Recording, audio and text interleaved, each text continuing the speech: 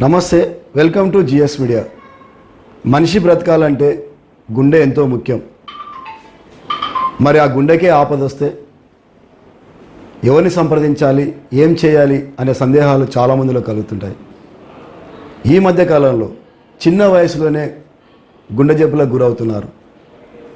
అలాంటి అత్యవసర పరిస్థితుల్లో ఎక్కడికి వెళ్ళాలనే ఒక సందేహం కలుగుతుంది. మామ్నార్ జిల్లా కేంద్రంలో ప్రణయ్ కార్డియాక్ కేర్ సెంటర్ ప్రముఖ వైద్యులు డాక్టర్ ప్రణయ్ గారు మనతో ఉన్నారు. ఆయన అడిగి కొన్ని సందేహాలు తెలుసుకుందాం. సార్ నమస్తే. సార్ నమస్తే. డాక్టర్ గారు, ఈ మధ్యకాలంలో 25 సంవత్సరాల నుంచి 30 సంవత్సరాల లోపు ఉన్న వాళ్లకు గుండె జబ్బులు వస్తూ ఉన్నాయి. చాలాసార్లు మనం గమనించినట్లయితే బాగా ఏజ్ అయిన వాళ్ళకి మాత్రమే గుండె జబ్బులు వచ్చాయి. ఈ మధ్య కాలంలో మాత్రం చిన్న వయసులో కూడా గుండె జబ్బులు వచ్చి చికిత్స చేసుకున్న వాళ్ళు ఉన్నారు, కానీ మరణాలు కూడా జరుగుతూ ఉన్నాయి. దీనికి ప్రధాన కారణం ఏంటి సార్? అసలు మొదట వచ్చేసి చిన్న వయసులో హార్ట్ అటాక్ రావడం అనేది అది చాలా దురదృష్టకరం మనకు. సో యాక్చువల్గా మనకి ఏంటంటే జెనెటిక్స్ ఫస్ట్ అనేవి చాలా ఇంపార్టెంట్ రోల్ ప్లే చేస్తున్నాయి ఈ యవ్వన వయసులో రావడానికి కారణాలు. సో జెనెటిక్స్ అంటే ఏంటంటే మనం తెలుగులో జన్యుపరంగా అంటాము. సో జన్యుపరంగా ఏంటంటే ఆల్రెడీ ఫ్యామిలీ హిస్టరీలో ఆల్రెడీ వాళ్ళ పేరెంట్స్కి కానీ, వాళ్ళ తాతలకు కానీ, వాళ్ళ ఇంట్లో వాళ్ళ అన్నదమ్ములకు కానీ ఎవరికైనా కానీ హార్ట్ అటాక్స్ వచ్చాయి అని అంటే వాళ్ళు ఇంకొక పర్సన్కి వచ్చే ఛాన్సెస్ కూడా ఎక్కువే ఉంటాయి. సో యంగ్ ఏజెస్లో ఇది చాలా కామనెస్ట్ కాజ్.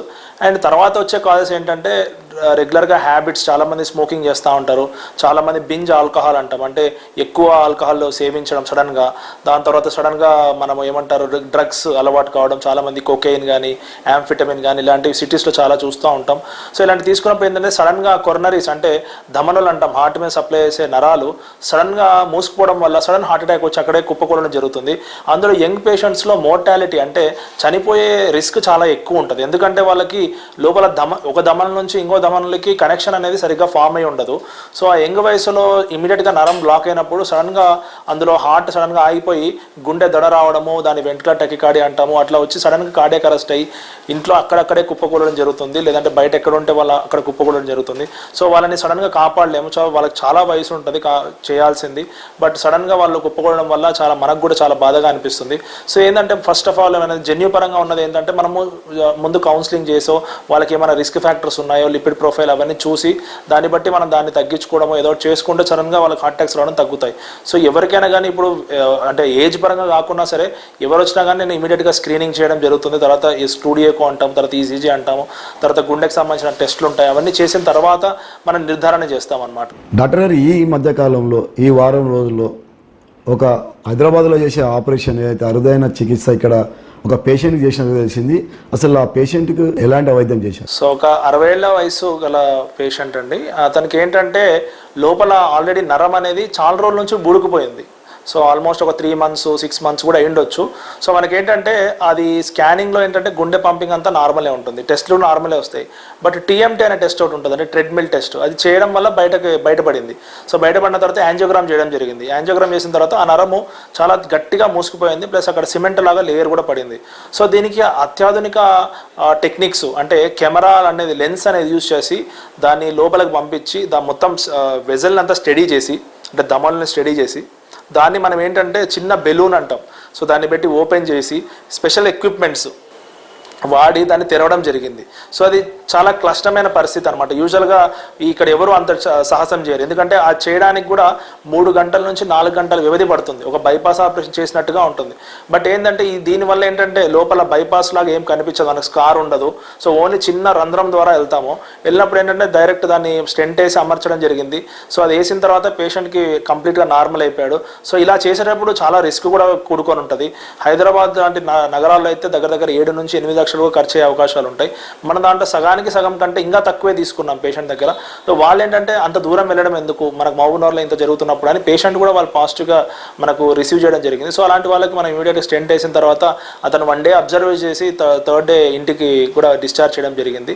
సో వాళ్ళు కూడా చాలా హ్యాపీగా ఉన్నారు. గతంలో మనం చూస్తే కార్పొరేట్ నగరాలకే వైద్యం పరిమితమయ్యేది, చాలా ఖర్చుతో కూడుకున్నది గుండె ఆపరేషన్ అని. ఈ మధ్య కాలంలో మీరు హాస్పిటల్ పెట్టిన తర్వాత ఎలాంటి ఫెసిలిటీస్ ఉన్నాయి? తర్వాత ఈ గుండె జబ్బు ఉందా లేదని నిర్ధారించుకోవడానికి కూడా ఎలాంటి ఎక్విప్మెంట్స్ ఉన్నాయి డాక్టర్ గారు? ఇప్పుడు మన హాస్పిటల్ ఏంటంటే నేను 24/7 ఇక్కడే ఉంటున్నాను.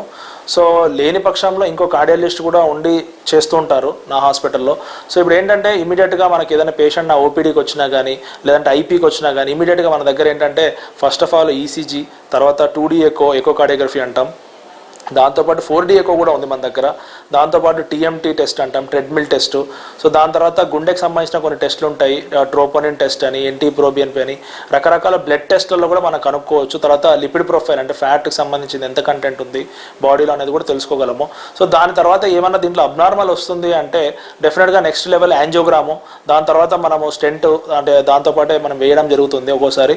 సో మనం అత్యాధునికంగా ఒక మెషిన్ తెప్పించాము, దగ్గర జపాన్ నుంచి తెప్పించాము, దగ్గర మనకు 3 కోట్ల ఖర్చు వ్యయంతో తెప్పించాము. ఎందుకంటే ఈ మనం మౌనార్తో మాది ఏదో 1-2 సంవత్సరాల సంబంధం కాదు, మనకు ఆల్మోస్ట్ ఒక 40 years నుంచి మనం ఇదే జిల్లాలో నాన్న ఉండి నడిపించారు. సో అదే బాటలో మేము నడవాలని, సరే ముందుకు వెళ్ళాలని చెప్పి మంచి సర్వీసెస్ మౌనార్ ప్రజలకు అందించాలనే ఒకే ఒక సదుద్దేశంతోనే మనము ఈ సెంటర్ స్థాపించడం జరిగింది. సో ఖర్చుకు వచ్చే విషయాలు ఏంటంటే మనము ప్రతిదానికి స్పెండ్ చేయాల్సి వస్తుంది. సో మనం ఏంటంటే కార్పొరేట్ హాస్పిటల్లో ధీటుగా చేస్తూ దాంట్లో 50% వాళ్ళ ప్రైజెస్తో కంపేర్ చేస్తే మనం 50% తక్కువే ఛార్జెస్ చేస్తాం. ఇప్పుడు ఫర్ ఎగ్జాంపుల్ అక్కడ ఒక 3 లక్షలు అవుతుంది అనుకోండి స్టెంట్, మన దగ్గర 1.4, 1.5 కూడా స్టెంట్ చేయడం జరుగుతుంది. సో దాని తర్వాత కొందరు ఇన్సూరెన్సెస్ క్లెయిమ్ చేసుకున్నారు, చాలా రకాలైన క్లెయిమ్స్ వస్తూ ఉన్నాయి, చాలామంది రిలీఫ్ ఫండ్ పెట్టుకున్నారు. సో చాలామంది ఏంటంటే ప్రాణాలు కాపాడుకునే దాంట్లో ఉంటున్నారు తప్ప ఎవరు నాకు ఫైనాన్సెస్ ఇబ్బంది అని చాలా తక్కువ మంది ఉంటున్నారు. సో చాలామందిని ఇలా కాపాడగలిగాం, దగ్గర 100 మంది నుంచి 200 మంది వరకు చేశాము. సో చాలామంది మంచిగా హ్యాపీగా ఇంటికి వెళ్ళారండి. థ్యాంక్ యూ డాక్టర్ గారు. ఇది డాక్టర్ ప్రణయ్ గారు చెప్తున్న మాట. కార్పొరేట్ ఆసుపత్రికి ధీటుగా మహబూబ్నగర్లో కూడా వైద్యం జరుగుతా, ధైర్యపడకుండా కూడా ఇక్కడ మహబూబ్నగర్ జిల్లాలోనే సరైన సమయంలో వచ్చి సరైన వైద్యం చేయించుకుంటే కూడా గుండె జబ్బుల నుంచి దూరం కావచ్చు అని కూడా డాక్టర్ ప్రణయ్ గారు చెప్తున్నారు. మరికొన్ని సందేహాలతో మళ్ళోసారి డాక్టర్ ప్రణయ్ గారి దగ్గరికి వద్దాం. చూస్తుండ్రి GS మీడియా, ప్రతి దృశ్యం మార్పు కోసం.